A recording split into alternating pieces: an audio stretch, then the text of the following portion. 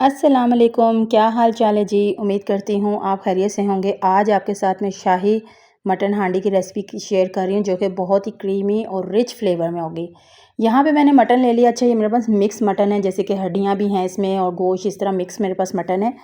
मेरे पास ये around 3 kilo के करीब करीब है, लेकिन आपने बनाना है कम रेसिपी से तो आप इसके इंग्रेडिएंट कम कर दें। 3 पाव मैंने यहाँ पे दही लिया है। दही लेने के बाद मैंने उसमें लहसुन और अदरक शामिल किया।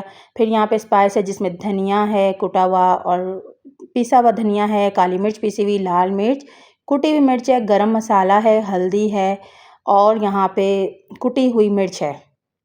पिसी और कुटी मिर्च मैंने दोनों डाली हैं। तो यहाँ पे इन तमाम चीज़ों को मैंने मिक्स करके एक साइड पे रख दिया है।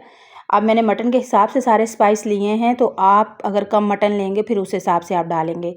दही में मैंने मटन डाला, अच्छी तरीके से मिक्स किया और साइड पे रख दिया। तकरीबन इसको मैरिनेट होने के लिए घंटा डेढ़ रख दें या ओवरनाइट।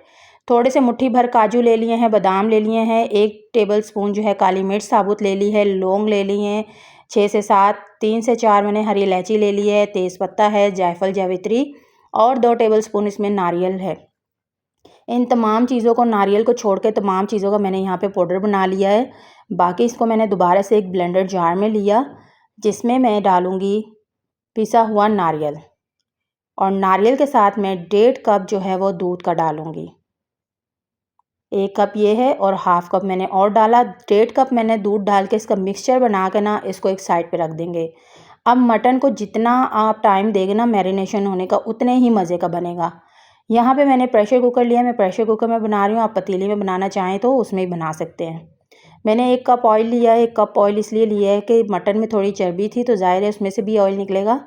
तो मैंने इसके अंदर 4 प्याज लिए हैं, 4 प्याज कटिंग करके डाला। लाइट सा ब्राउन हुआ, मैरिनेट हुआ हुआ मटन इसके अंदर शामिल कर दिया। इसको मिक्स करूँगी और इसमें तकरीबन 1 गिलास पानी डालूँगी, क्योंकि दही भी पानी छोड़ेगा, जिसकी वजह से मैंने सिर्फ 1 गिलास पानी डाला है। और इसके अंदर डाल के मैं इसको ढाँक कर प्रेशर दे दूँगी। यहाँ पे देखें, जब प्रेशर रिलीज़ हो गया और मटन को मैंने चेक किया कि माशाल्लाह अच्छे से गल चुका है, हड्डियाँ देख लें आप सेपरेट हो चुकी हैं। इसके अंदर जो दूध और ड्राई फ्रूट वाला जो सारा मिक्सचर था वो डाल दिया।